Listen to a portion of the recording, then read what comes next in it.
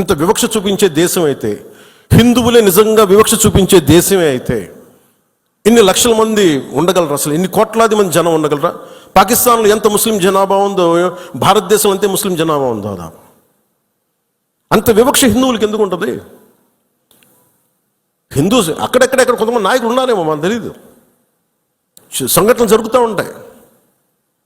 మొన్నటికి మొన్న బంగ్లాదేశ్లో హిందువుల మీద దాడులు జరుగుతూ ఉన్నారు, విగ్రహాలు కాల్చేస్తూ ఉన్నారు, దుర్గాదేవి ఆలయాలు కాల్చేస్తూ ఉన్నారు. నేను మాట్లాడుతున్నప్పుడు మనకెందుకు సార్ అంటారు, అక్కడి నుంచి శరణార్థులు వచ్చేస్తారు, అప్పుడు ఇక్కడికే వస్తారు. మొత్తం దేశం మొత్తం అప్పుడు మన స్థానికులకు ఉద్యోగాలు పోతాయి. అప్పుడు మీకు ఓకేనా అన్న? ఆ దేశం బాగుంటేనే మనం ఇక్కడ ఉద్యోగాలు మన వాళ్ళకి ఇవ్వగలం. 2 రాష్ట్రాల మధ్య కూడా, తెలంగాణ కానీ ఆంధ్ర కానీ, ఇక్కడి నుంచి మీరు వచ్చేస్తే మా ఉద్యోగాలు పోతున్నాయనే కదా సెపరేట్ స్టేట్ అయింది.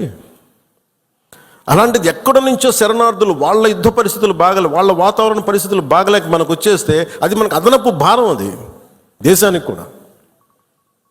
అంతేగాని దీంట్లో మన దీంట్లో వివక్ష ఏమి ఉండదు. It's a practicality. Why this country can't afford too much of migration.